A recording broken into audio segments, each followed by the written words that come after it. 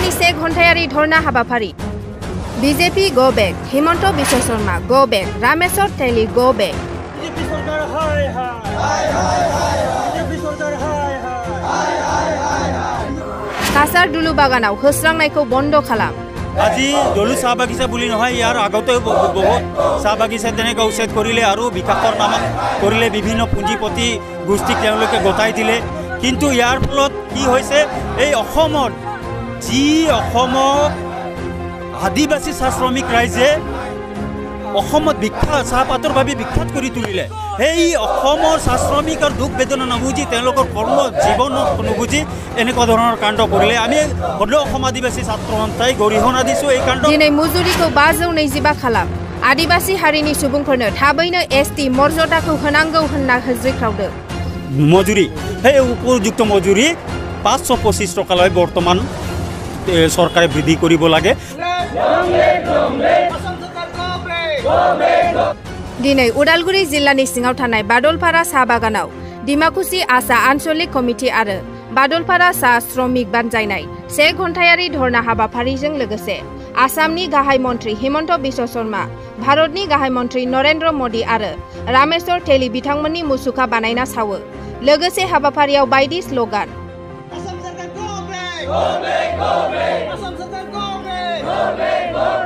आदिबासी हारिनि सुबुंफोरनो थाबैनो एसटी मर्यादाखौ होनांगौ होनना होज्रिख्रावदों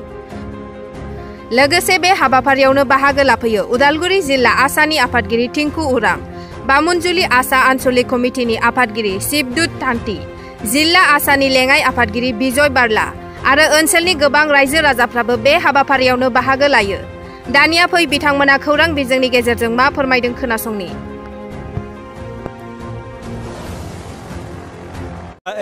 ছাত্ৰ সন্থা আৰু ৰাইজ আদিবাসী ৰাইজ আজি দীৰ্ঘদিন ধৰি আমি সংগঠনৰ জন্মলগ্নৰ পৰা আমি দাবী কৰি আহিছোঁ যে এই আদিবাসী জনগোষ্ঠীক যেহেতু সাংবিধানিক হিচাপে এটা ব্যৱস্থা আছে এই ব্যৱস্থাৰ জৰিয়তে আদিবাসীক জনজাতিকৰণৰ মৰ্যাদাটো দিব লাগে কিন্তু আজি বিজেপি চৰকাৰে এনেকুৱা ধৰণৰ আমাৰ ভেকু ভাওনা দেখালে যে প্ৰতিশ্ৰুতিৰ ওপৰত প্ৰতিশ্ৰুতি দিলে যে চাহ বাগিচাৰ শ্ৰমিকসকলক আদিবাসীসকলক অতি সোনকালে জনজাতিকৰণৰ মৰ্যাদা দিয়া হ'ব কিন্তু তেওঁলোকৰ প্ৰতিশ্ৰুতি হৈ থাকিল এই সাধাৰণ চাহ শ্ৰমিক ৰাইজক কিন্তু তেওঁলোকে ৰাম ঠগন দিলে লগতে বিশেষকৈ আজি যিটো মূল্য বৃদ্ধি সমগ্ৰ অসমত যিটো মূল্য বৃদ্ধিৰ হাৰ বস্তু বাহিনীৰ আজি চাহ শ্ৰমিকৰ লগতে বিশেষকৈ অসমৰ সমগ্ৰ ৰাজ্যক কিন্তু মূল্য বৃদ্ধি জুৰুলা কৰি পেলাইছে আজি চাহ শ্ৰমিকে 205 টকা ব্ৰহ্মপুত্ৰ ভেলীত 205 টকা আৰু বৰাক ভেলীত 183 টকা তেওঁলোকে দৈনিক মজুৰি পায় আজি মূল্য বৃদ্ধি যেনেকৈ হৈছে এই মূল্য বৃদ্ধিয়ে কিন্তু বিশেষকৈ চাহ শ্ৰমিক ৰাইজক এই দুখীয়া চাহ শ্ৰমিক ৰাইজক কিন্তু জুৰুলা কৰি পেলাইছে আৰু যিহেতু আমি দুখীয়া ৰাইজ আমি দুখীয়াৰ পৰা আমাক আৰু দুখীয়াৰ শ্ৰেণীলৈ ঠেলি লৈ গৈছে সেয়ে আমাৰ দাবী আছে যে উপযুক্ত যি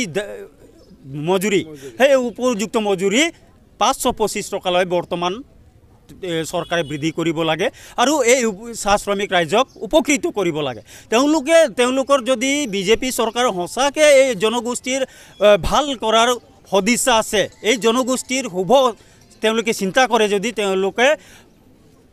তেওঁলোকে দৈনিক মজুৰি বৃদ্ধি কৰক জনজাতিকৰণৰ মৰ্যাদা প্ৰদান কৰক আৰু এটা বিশেষকৈ আপোনালোকক ক'বলৈ বিচাৰোঁ ৰাজ্যক ক'বলৈ বিচাৰোঁ চৰকাৰক ক'বলৈ বিচাৰোঁ যিহেতু আজি ভাৰত স্বাধীন হোৱাৰ পৰা ইতিমধ্যে 75 বছৰ অতিক্ৰম কৰিলে আজি প্ৰায় অসমত 850তকৈও অধিক চাহ বাগিচা আছে এই চাহ বাগিচাত লাখ লাখ চাহ শ্ৰমিক বাস কৰি আছে কিন্তু আজি পৰ্যন্ত তেওঁলোকৰ ঘৰ ভেটি মাটিৰ তেওঁলোকে অধিকাৰ নাপালে আজি আমি দুখেৰে ক'ব বিচাৰিছোঁ আজি 75 বছৰ এই ভাৰতবৰ্ষতে আমি অস্থায়ীভাৱে অসমত থাকিব লগা হৈছে আমাৰ নিজৰ নামত আমাৰ ঘৰ ভেটি মাটি নাই নিজৰ নামত আমাৰ ম্যাদী পট্টা মাটি নাই নিজৰ নামত আমাৰ খেতি কৰিবলৈ মাটি নাই আজি আনকি তেওঁলোকে চাহ গছ উচ্ছেদ কৰিবলৈ ধৰিছে এইটো চৰকাৰৰ কাৰণে লজ্জাজনক আৰু আমি দাবী কৰিছোঁ এই আদিবাসী জনগোষ্ঠী চাহ শ্ৰমিক ৰাইজক অতি সোনকালে মাটি পট্টা প্ৰত্যেকজন চাহ শ্ৰমিকক মাটি পট্টা দিয়াৰ ব্যৱস্থা তেওঁলোকে কৰিব লাগে ঘৰ ভেটি মাটিৰ ব্যৱস্থা কৰিব লাগে অলপতে মুখ্যমন্ত্ৰী হিমন্ত বিশ্ব শৰ্মাই ডাঙৰীয়া উল্লেখ কৰিলে যে 5 লক্ষাধিক মানুহক ঘৰ প্ৰদান কৰা হ'ব পকী ঘৰ দিয়া হ'ব আজি চাহ শ্ৰমিকৰ থাকিবলৈ নিজস্ব মাটি এই নিষ্পৃহিত শোষিত জাতিৰ এক আবেগৰ লগত জড়িত আৰু তেওঁলোকৰ প্ৰাণ কৰ্মসংস্থাপনৰ লগত জড়িত। আজি আমি আৱেগিক হৈছোঁ, আমি দুখ পাইছোঁ যে এই চাহ বাগিচা উচ্ছেদ কৰিলে আৰু বিশেষকৈ তাৰে যিসকল চাহ শ্ৰমিক আছে এই চাহ শ্ৰমিকসকলক তেওঁলোকে উপযুক্ত কৰ্মসংস্থাপনৰ ব্যৱস্থা নকৰাকৈ, কোনো তেনেকুৱা ধৰণৰ ব্যৱস্থা নকৰাকৈ এই চাহ বাগিচা উচ্ছেদ কৰিলে। এতিয়া তেওঁ এই চাহ বাগিচা প্ৰায় ৩,০০০ শ্ৰমিক তেখেতে কৰ্মসংস্থাপন হেৰুৱাইছে। আজি আমি চৰকাৰক ক'ব বিচাৰিছোঁ, আজি বিকাশৰ নামত চাহ বাগিচাবিলাক উচ্ছেদ কৰিছে। আজি দলু চাহ বাগিচা বুলি নহয়, ইয়াৰ আগতেও বহুত চাহ বাগিচা তেনেকৈ উচ্ছেদ কৰিলে আৰু বিকাশৰ নামত কৰিলে, বিভিন্ন পুঁজিপতি গোষ্ঠীক তেওঁলোকে গতাই দিলে। কিন্তু ইয়াৰ ফলত কি হৈছে, এই অসমৰ আদিবাসী চাহ শ্ৰমিক ৰাইজে অসমত চাহপাতৰ বাবে বিখ্যাত কৰি তুলিলে। সেই অসমৰ চাহ শ্ৰমিকৰ দুখ বেদনা নুবুজি, তেওঁলোকৰ কৰ্ম জীৱনক নুবুজি এনেকুৱা ধৰণৰ কাণ্ড কৰিলে। আমি সদৌ অসম আদিবাসী ছাত্ৰ সন্থাই গৰিহণা দিছোঁ এই কাণ্ডক আৰু লগতে দাবী জনাইছোঁ উপযুক্ত কৰ্মসংস্থাপনৰ দিয়াৰ ব্যৱস্থা যাতে এই শ্ৰমিকসকলক কৰক আৰু ভৱিষ্যতে অসমৰ বৰাক হওক বা ব্ৰহ্মপুত্ৰ ভেলীতে হওক এনেকুৱা ধৰণৰ কাণ্ড, এনেকুৱা ধৰণৰ উচ্ছেদ কাৰ্য যাতে নচলায় আমি চৰকাৰক সকীয়াই দিছোঁ। আৰু যদি তেনেকুৱা কৰে আমি তীব্ৰ আন্দোলন গণতান্ত্ৰিক প্ৰক্ৰিয়াৰে গঢ়ি তুলিম। ভূমি নাই আৰু তেওঁলোকে আঁচনিৰ ওপৰত আঁচনি বনাই আছে, সেই আঁচনি কিন্তু এই চাহ শ্ৰমিকৰ ওপৰত কোনোদিনে লাগু হোৱা নাই। মাত্ৰ এইটো চাহ শ্ৰমিকক এটা সন্তুষ্ট কৰাৰ কাৰণে খন্তেকীয়া সন্তুষ্ট, যেনেকৈ চাউল দিলে ফ্ৰী চাউল, এইটো ফ্ৰী চাউল দিয়াৰ পিছত আমাৰ অধিক মূল্য বৃদ্ধি কৰি দিলে। আজি আনকি ফাইনেলি ক'বলৈ গ'লে এই আদিবাসী জনগোষ্ঠীক জুৰুলা কৰি পেলাইছে। ঠিক আছে।